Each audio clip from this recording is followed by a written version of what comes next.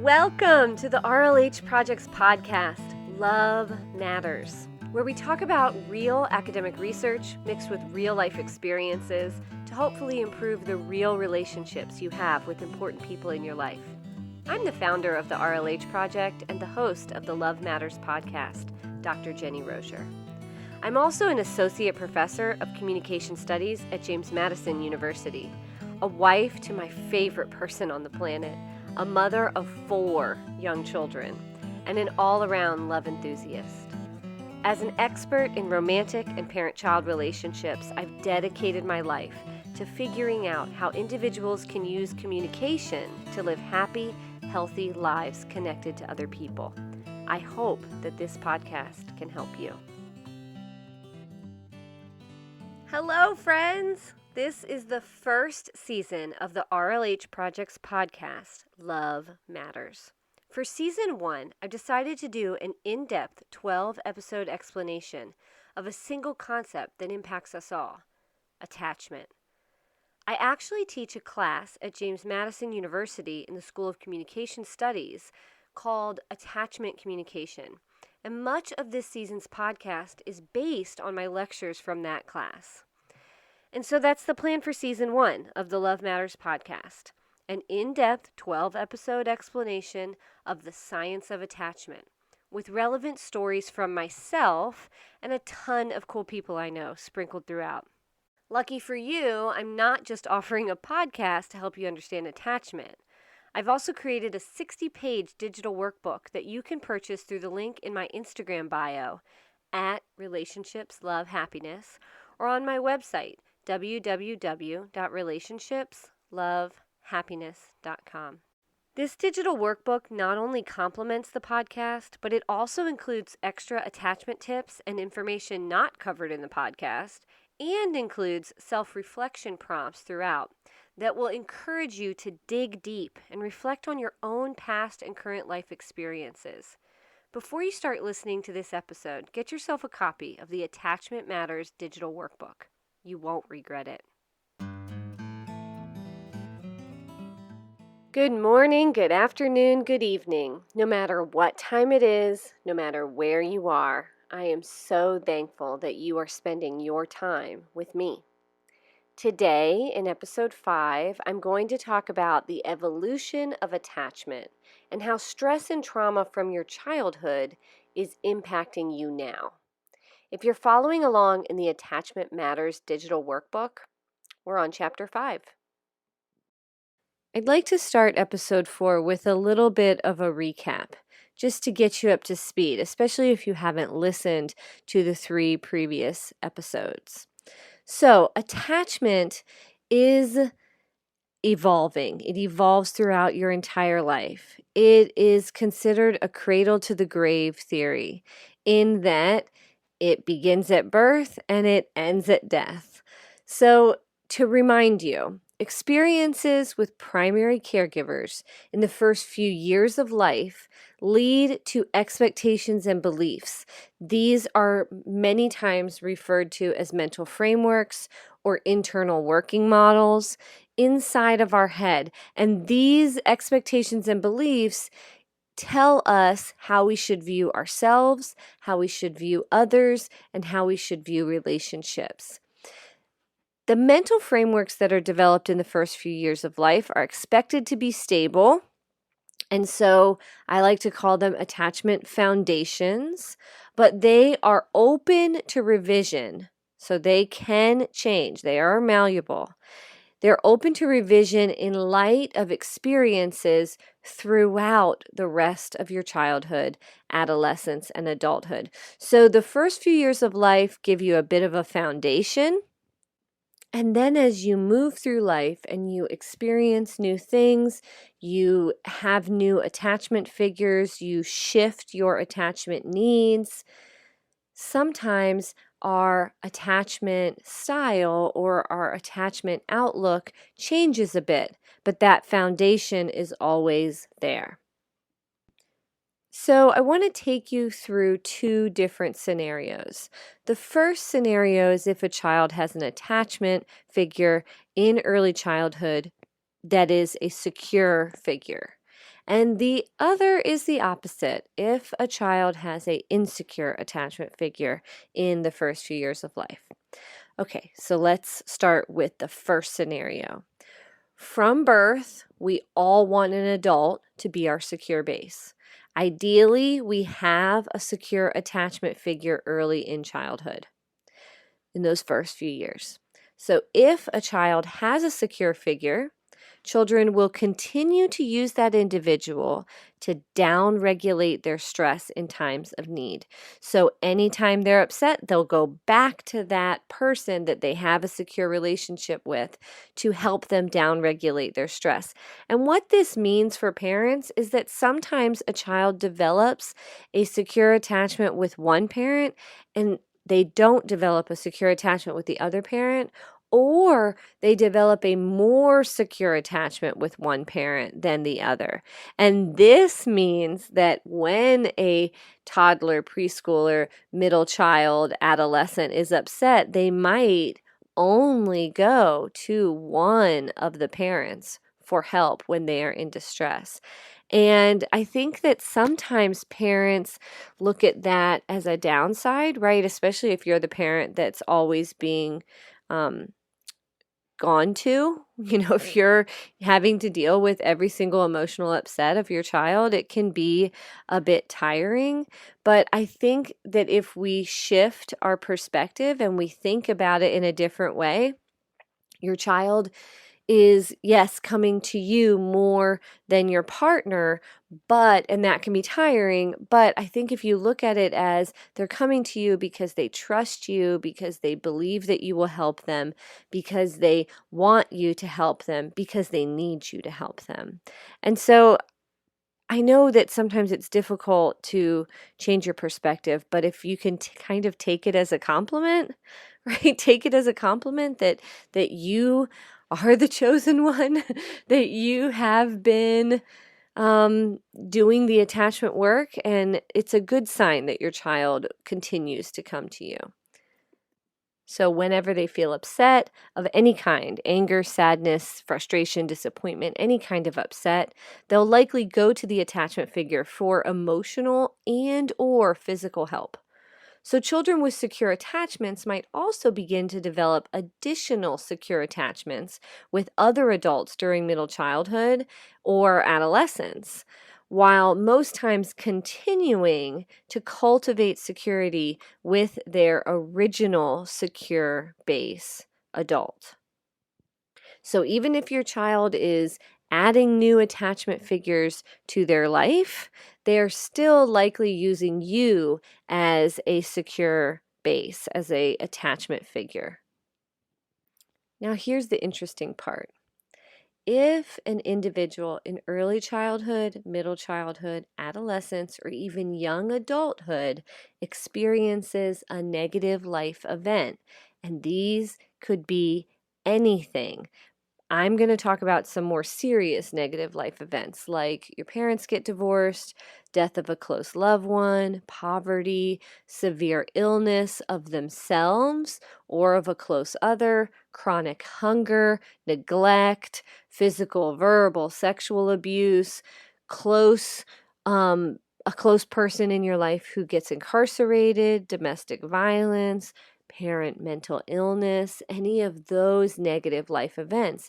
If a child experiences a negative life event and they have a secure attachment to at least one adult, here's the benefit, the huge, huge benefit.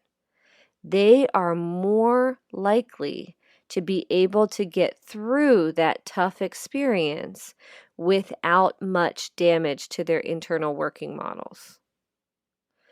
So, without much damage to their attachment, without much damage to their opinions of themselves or their opinions of others or their opinions of the world and relationships.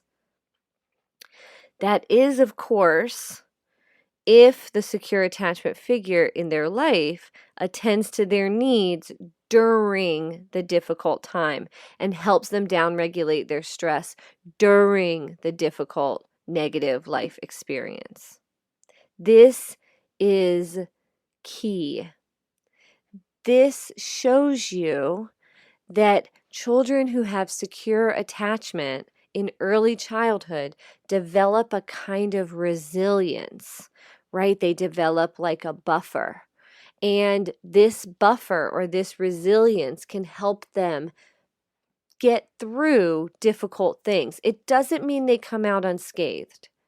Okay, it doesn't mean that they are totally happy when their parents say that they are divorced or getting divorced. It doesn't mean that everything's hunky dory, but they come out faring better than the children who started with an insecure attachment foundation. Think about your adult life and your friends. This is why you know people whose parents were divorced and they seem totally fine to you. I mean, you don't know everything about their life, but they seem like they're okay. And then you know other people whose parents are divorced and they are not okay. They're not okay. Their outlook on relationships is very negative. Their outlook on other people is very negative. Their outlook on love is very negative. This is the same for lots of negative life experiences. So you probably know some people who lost a parent at a younger age. A parent died or was very, very sick. And some of these people seem to be okay.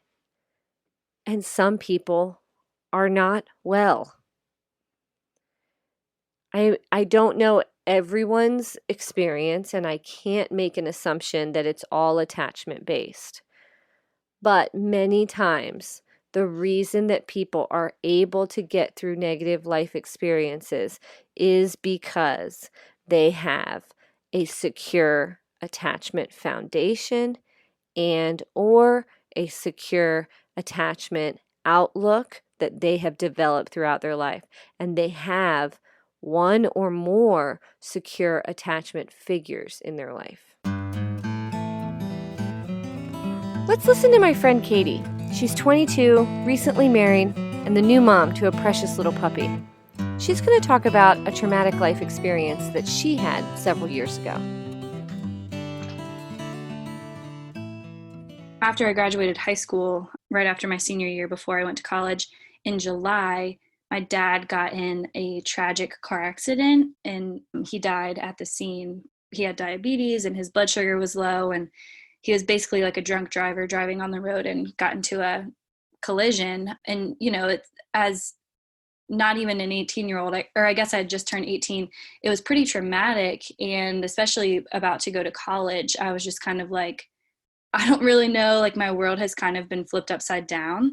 A lot of times I think for people who experience loss, but also can be pretty traumatic for them. And that's not to say it wasn't a traumatic experience for me, because it was. But I mean, the moment we got home, my brother and his girlfriend, who is now his wife, and her mom, and my pastor, and my mom's best friend, like all of them were in the driveway waiting for us to support us. And I just remember days and weeks and even months after my dad's accident, people were constantly flooding the house with helping us, doing lawn care and bringing over toilet paper and paper towels and all the stuff that they knew that we needed, but we wouldn't want to go out in public to get. And so we had a lot of really wonderful community members surround us through that time, which was just huge. We never really felt alone in it. And my friends were really amazing. And I decided to go to college in August. So it was exactly pretty much a month after my dad died. And I just immediately remember my mom always, we would talk every day. We still talk every day, but she would always say, Katie, anytime you want to come home, anytime this begins to be too much, like I will come get you. And so having her then, but still now, I mean, I know that she would do anything for me. And so not having my dad, it was a traumatic experience and it still hurts to this day. But my mom is such a wonderful figure in my life who has constantly been there for me. I never have to doubt if she would be there for me. I know that the minute I call her and say, I'm not okay, I need someone, she was there for me. And my brothers, I mean, because they're so much older than me, I just have always felt so cared for by them. And so holidays are weird still, but my family is so close that it hasn't ripped us apart. Like we haven't come to shreds because of losing my dad. I actually think that we have gotten even closer in some senses. And for me, individually, losing my dad has given me a greater sense of purpose and a greater sense of gratitude for life. Yeah, I mean, I think that I just have had so many people, whether it's my pastor, whether it's my friends or my mom or my brothers, or, you know, different people in the community have just constantly poured into me. And so I have never once felt alone in the process of walking through my grief. There are a few things I'd like us all to take away from this story. Katie had a secure attachment foundation growing up. Katie's father dying suddenly was a traumatic life experience. She had several attachment figures in her life who supported her during this traumatic experience.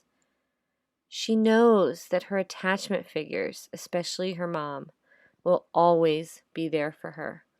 And after this negative life event, Katie actually felt empowered. This is an example of secure attachment. Let's talk about the other scenario. So, again, from birth, we all want an adult to be our secure base, and ideally, we have a secure attachment figure in early childhood. But let's say that a child has an insecure figure in early childhood. Children will often search for security in other people once they reach middle childhood and their worlds expand. So they start going to school, they start going to extracurriculars, they start hanging out with more friends because, they're in school now, and they will search for attachment security in someone else because we all want it. And so they will search for it if they don't have it in a parent. So a teacher, a friend's parent, another family member, or even a peer, even though in the last episode I talked about how adolescence was really where peers could become attachment figures, sometimes in middle childhood, peers will become an attachment figure, especially if a child does not have one at home in an adult. So even a friend could become an attachment figure for an older child. Ideally, a secure attachment can be formed with this new figure, right? So ideally, they find a teacher or they find an aunt and they find secure attachment in this person that they are building a relationship with. However, sometimes additional insecure attachments could be created. And this can add even more negativity to a child's internal working models about themselves, about others, and about relationships. An even more upsetting situation, so even more upsetting than the last one, is if a child finds an attachment figure in someone who is taking advantage of that child. So if they find an attachment figure in someone who is going to physically, sexually, or verbally abuse them. Children could also go the friend route and find attachment figures in a group of friends, and hopefully that group of friends is going to give them attachment security. But unfortunately, many times that group of friends is the wrong crowd that you wouldn't want your children to hang out with. In fact, this is how gang mentality works. A child is desperately searching for safety and security in anyone, and a gang member says, hey, we'll give you safety, we'll give you security, we'll have your back. And it is a no-brainer to a child who is searching for that feeling of attachment. So let's say an insecure child, a child with an insecure attachment foundation, experiences a negative life event. They don't have that resilience. They don't have that same buffer that a secure child has. So when they experience a negative life event, they could experience moderate to extreme negative outcomes from the stress, just from the stress that that negative life event causes. These outcomes could be things like physical illness, substance abuse, depression, withdrawal, risky behavior, poor future relationships, or anything else. This stress could impact them for the rest of their lives. So I want to be clear here. If you think about the two scenarios that I just explained, it's not typically the actual negative life event that causes the most damage. Now, do negative life events cause damage? Yes. But it's not typically the negative life event that causes the most damage. Instead, it's the way that our attachment figures interact with us during those negative life events that have the greatest impact. So it's not if your parents got divorced when you were young that determines whether you have success later in life.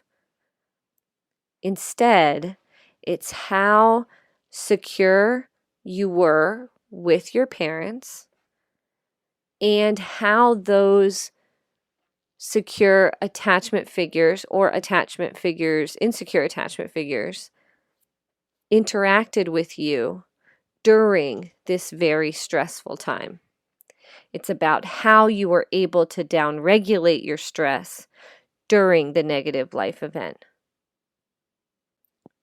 I really can't stress enough how important attachment is in the development of resilience. Resilience does not eliminate stress or erase life's difficulties. It doesn't mean that if you're resilient, you don't experience bad things. Resilience gives children the strength to tackle problems head on, to overcome adversity, and to move on with their lives, to move through the negative life experience, to move past it, not to forget about it, not to not be impacted by it, but to move through it and to continue pressing on with their life.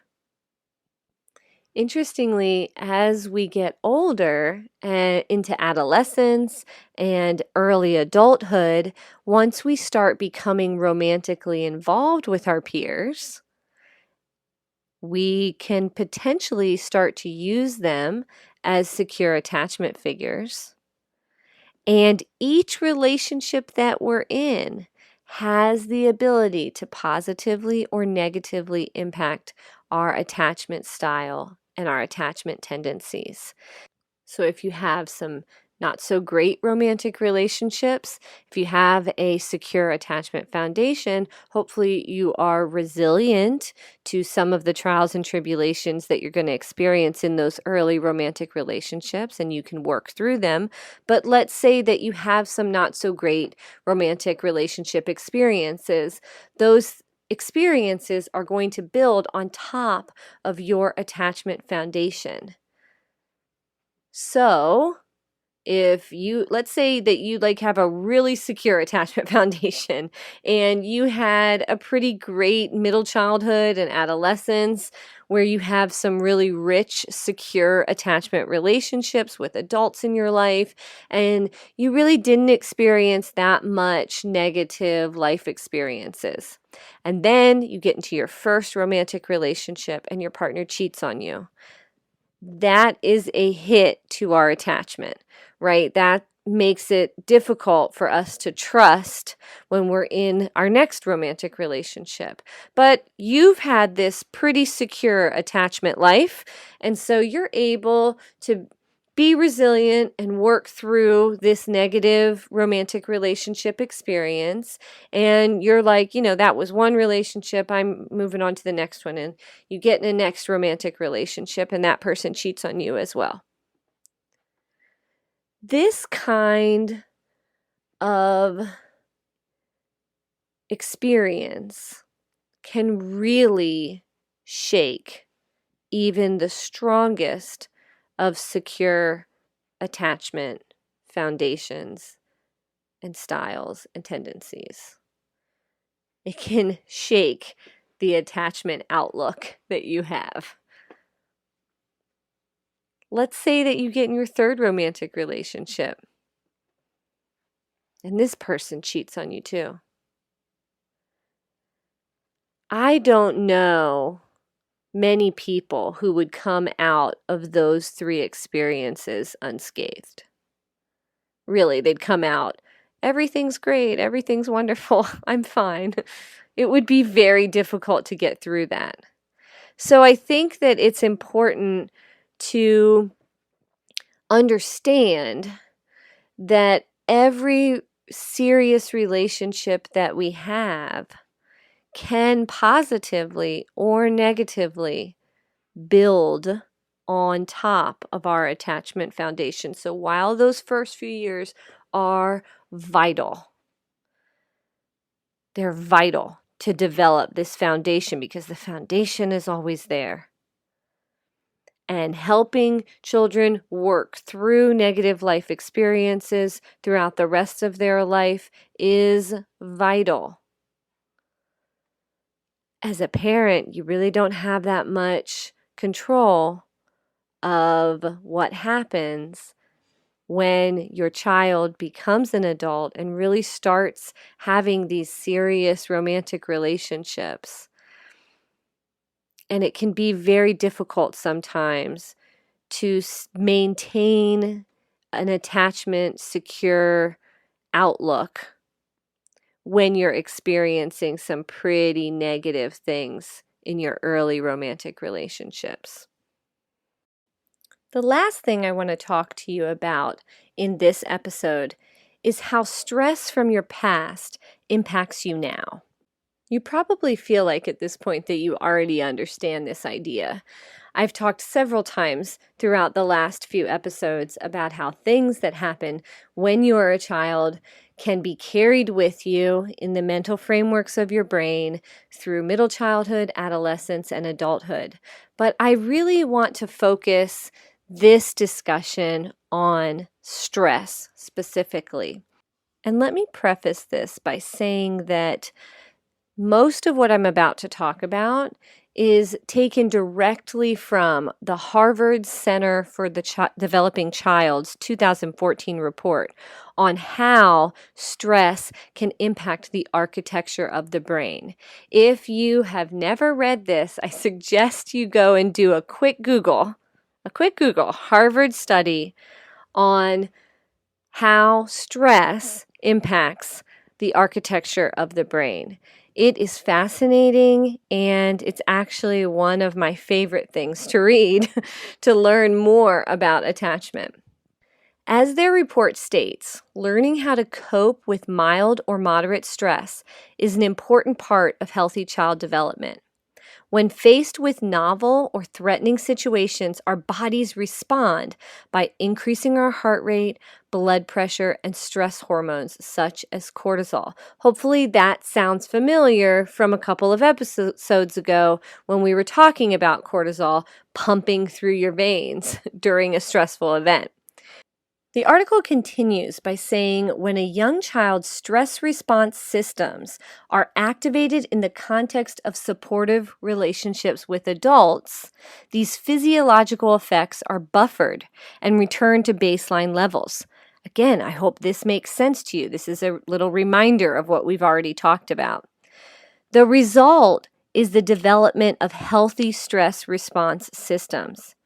However, if the stress response system is extreme, long-lasting, and buffering relationships are unavailable to the child, the result can be toxic stress, leading to damaged, weakened bodily systems and brain architecture with lifelong repercussions. This is really important. Children's brains are not equipped, their brains and the rest of their bodies are not equipped to deal with toxic stress. Even something that is really, really stressful, children can come out of it relatively okay if they have a supportive, caring adult who is helping them get through these experiences. So the Harvard study has categorized stress into 3 groups: positive stress, tolerable stress, and toxic stress. And I'd like to explain them and give a couple examples of each one so that you can really understand.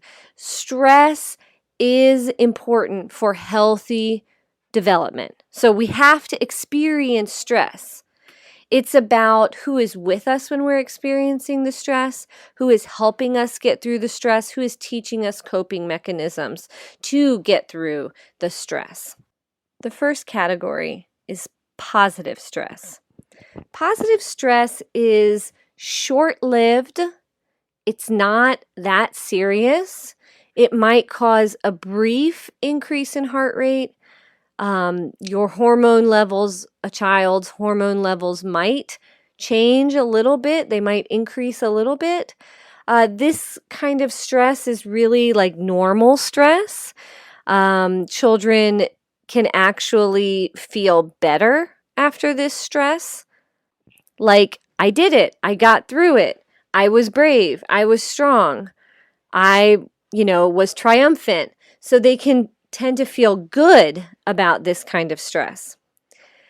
My children tend to do a lot of things that cause me stress, but things that cause them mild or moderate, short-lived stress that makes them feel good afterwards. And I'll give you a couple of examples. My children actually do lots of things that cause me stress, but they do things that cause themselves positive stress as well. A great example is climbing trees. So climbing trees can be fun and it can be exciting. It can also be invigorating and scary and stress-induced, especially if it's a tree you've never climbed before, or if it's especially treacherous of a tree. So children's stress hormones can increase, their heart rates can increase while they're climbing. They can be pretty scared.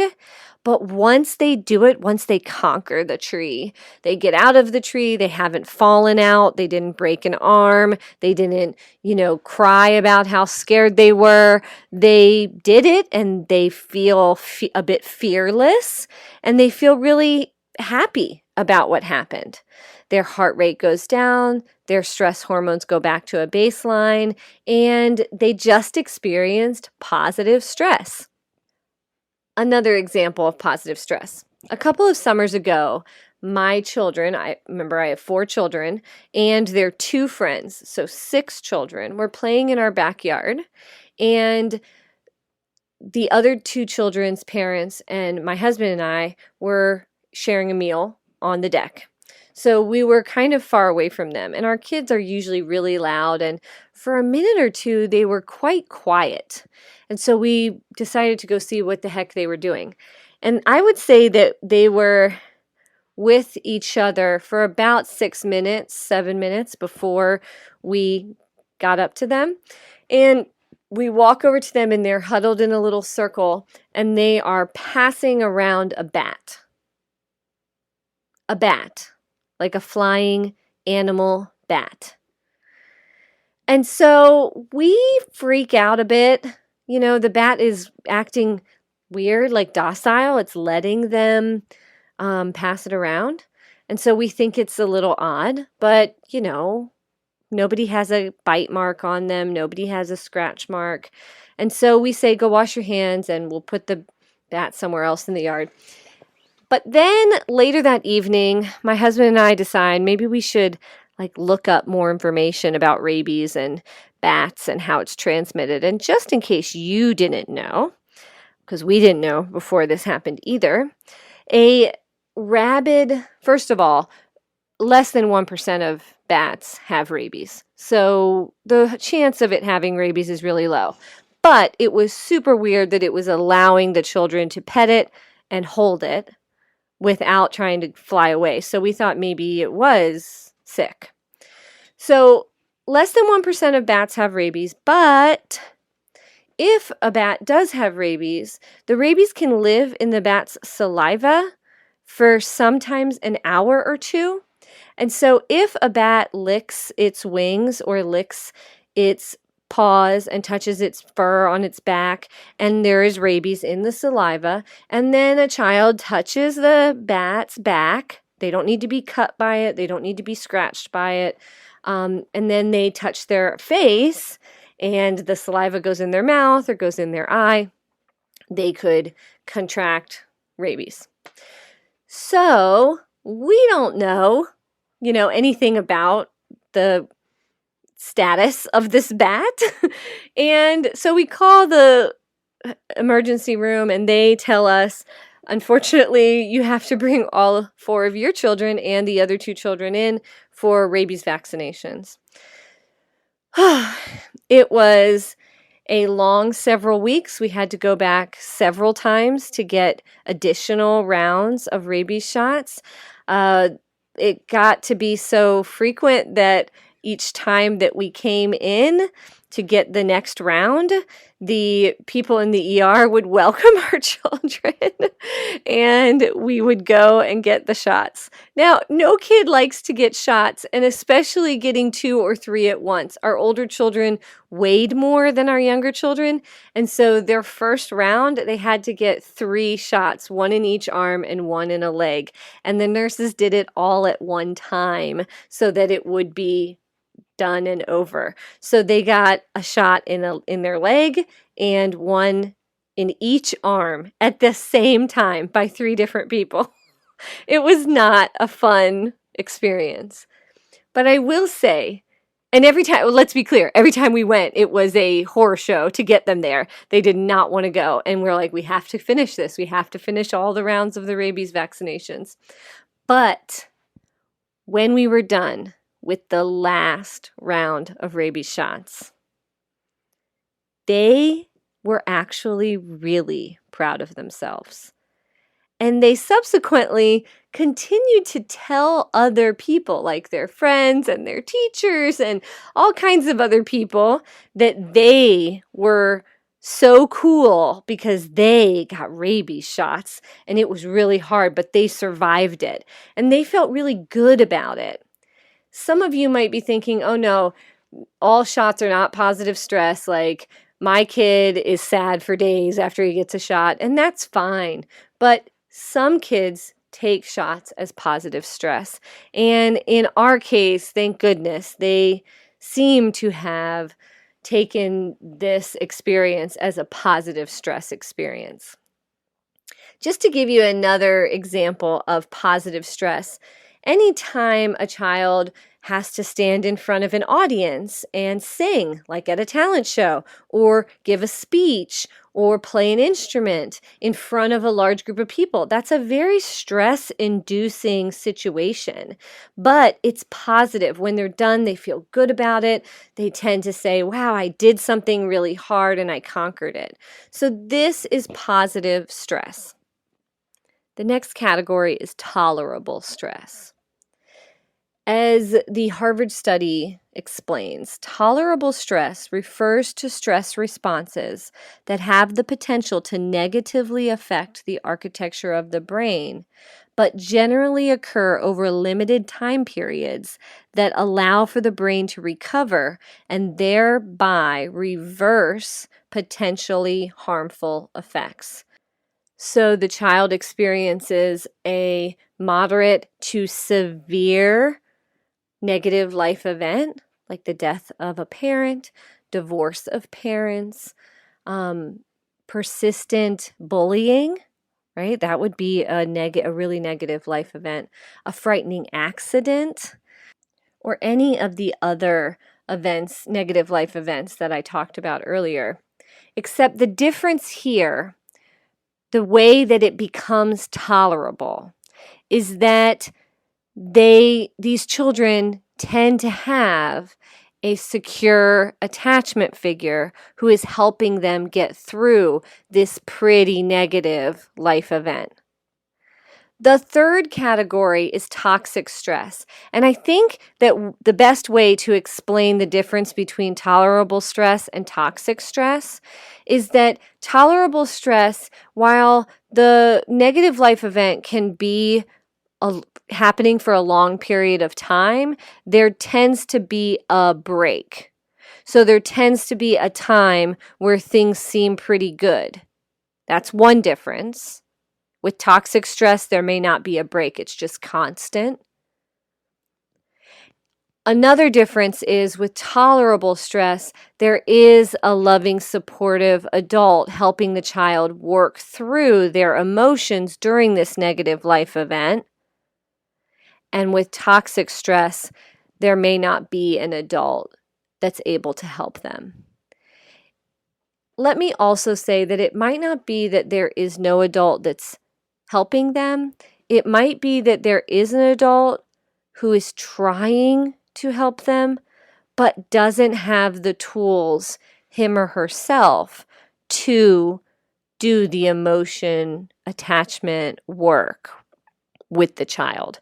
Maybe because they themselves didn't have really good attachment examples growing up. Maybe they have a lot of issues going on. Maybe the negative life event is impacting them in a way that makes it impossible, that's impacting the adult in a way that makes it impossible, literally impossible, for them to tend to the needs of the child. They just cannot. It's too overwhelming for them that they cannot tend to the attachment needs of the child. The Harvard study explains toxic stress as strong, frequent, or prolonged activation of the body's stress management system. Stressful events that are chronic, uncontrollable, or experienced without children having access to support from caring adults tend to provoke these types of toxic stress responses. Listen to my friend Carrie, a pregnant mom of 3, including a 9-year-old stepdaughter, an 8-year-old adoptive daughter, a 1-year-old biological son, and a baby girl on the way. Talk about her own experience with her adoptive daughter, who faced some rather toxic stress before they started fostering her several years ago. We have had our soon-to-be 9-year-old since 2015, and so I was a Head Start teacher and she was one of my students, and she had had an open CPS case for about 7 years because she had an older sister. And they had come to me to say, she's going into foster care. We don't know if she'll be here tomorrow. I had said, I could take her temporarily. And they had said, okay, we'll write you down as a kinship placement and we'll let you know. And they originally called and said, she went to go be with maternal aunt. We won't need you as a placement option, but, thanks for your time. And then on the 29th of December of 2015, they called and said, it's not working out for maternal aunt. She's too much. She's not sleeping. She's not eating. And so are you still interested? And of course we said yes, and we picked her up that day. And so since then, it's been interesting. Part of the reason that she had an open case was just neglect, bare minimum parenting. She had lice for 3 years. She had multiple caregivers. There was lots of people in and out of the home. Grandma took care of her. Aunt took care of her. Mom took care of her. And with that came attachment that didn't exist. She wasn't attached to anybody. So she was the happiest 4-year-old you would ever meet. You could have given her a dirty rock and she would have told you that was the best gift she had ever received. And she was so happy. She wasn't afraid of anything. She, which is terrifying if you go to a store, because she would just leave and talk to people. And so they diagnosed her with disinhibited social engagement disorder. And around the time that she was adopted, the foster care system had given us secure child attachment therapy. And so it was for her technically, but the therapist met with my husband and I, and we worked on figuring out how to make her as secure as possible, while also maintaining her independence and maintaining her personality and making her feel comfortable and safe in the place that she had been. And so it took us about 3 years to adopt her. And with that, we have watched her go from a very happy 4-year-old to a securely attached 8-year-old, which comes with feeling comfortable enough to yell at your parents and feeling comfortable enough to state how you feel and feeling comfortable enough to have these sort of behaviors while also feeling safe and feeling secure and feeling like these are your people. But I think something that she is able to pick up on for the attachment piece is she's able to see me parent her younger brother all the time. So 24/7, she sees that when he cries, we pick him up. When he's bad, we don't hit him, or we don't leave him behind, or we don't just let him sit in his crib for hours upon hours. And so I think that that has been a good modeling piece for her to see that like these people love me and they love him, and that this is a very like true and honest attachment that they have here. They're not faking it. They're not putting on a show just for me. And so I think she's learned a lot from that. We see a lot of very literal talk, and we can't use sarcasm, and you can't tell her just to hold on 1 second, because she will stand there and she will count to 1, and then she will be genuinely confused about why you haven't done what she needs for you to do. And so working on those social skills is something that I think we're going to have to do sort of forever. When she is given a little bit of crisis or given some anxiety or something happens, she's so quick to sort of put her walls up, and she doesn't want to be vulnerable, and she doesn't want to talk about it, and she doesn't want to do any of those things. She wants to just be happy. And so she's so quick to sort of disassociate and go back to that 4-year-old that just goes with the flow. So we have worked really hard helping her feel safe and secure and dealing with her attachment disorder and being able to support the behaviors that come with it. But I think we have a journey forever in making her feel loved and safe. As you can see from Carrie's story, children who have experienced toxic stress can have some issues that linger with them later in life. But attachment is malleable, and they are able to feel safe and secure. I really like the metaphor that the Harvard study gives to explain toxic stress, and I often talk about this with my students or in parenting groups when I'm talking about attachment. And here it is. It's just brilliant. I really like the way that they explain toxic stress. The Harvard study states, extreme exposure to toxic stress can change the stress system so that it responds at lower thresholds to events that might not be stressful to others. And therefore, the stress response system activates more frequently and for longer periods than is necessary, like revving a car engine for hours every day. This is a really important outcome to talk about of toxic stress. So if a child experiences toxic stress, it can lower their stress threshold. We all have a certain stress threshold.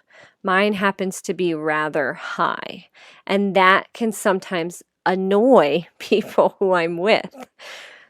For example, the other day, our 5-year-old was riding his bike in our driveway and ran into our van, subsequently dragging the handlebar of his bike down the side of our van for about 5 feet.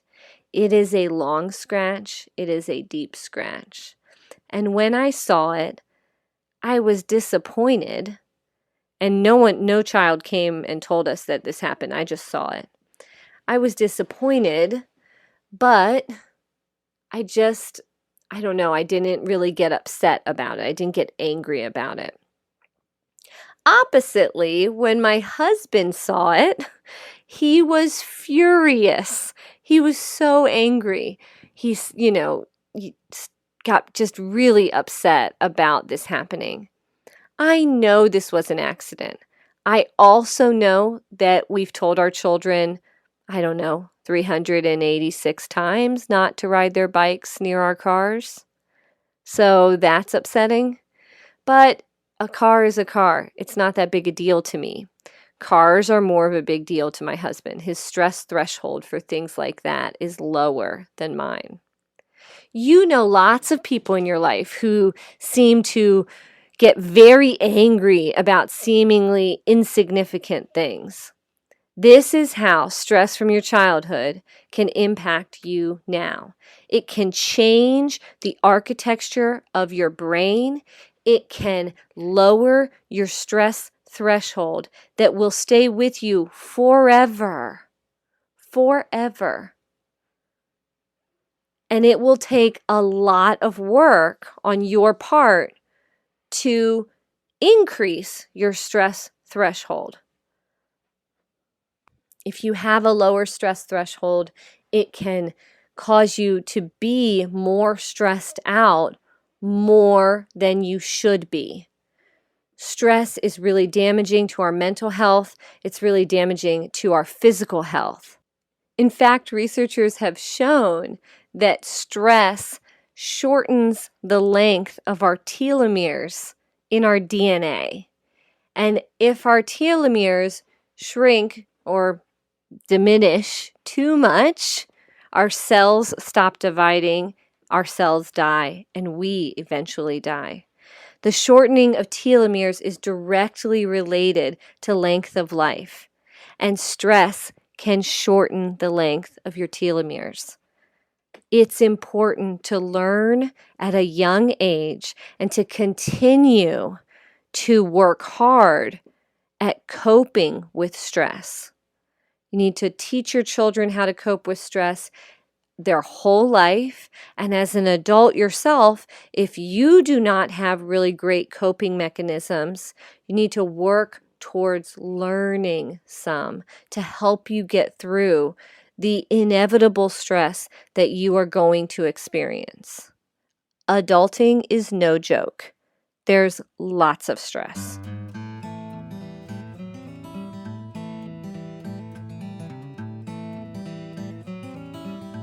Thank you all so much for joining me for episode 5 of season 1 of the Love Matters podcast. If you're following along in the Attachment Matters digital workbook, this episode went over information from chapter 5. I hope you enjoyed the flowchart about evolving attachment and the explanations of the 3 types of stress. I'd like to give a special thanks to my contributors in this episode, Katie and Carrie. Again, I am your host, Dr. Jenny Rosier, and as always, you can find me on Instagram at Relationships Love Happiness, on Facebook and YouTube by searching for the Relationships Love Happiness Project, and on the web at www.relationshipslovehappiness.com. I hope you'll join me for episode 6, where I plan to talk about adult attachment. Thanks for listening.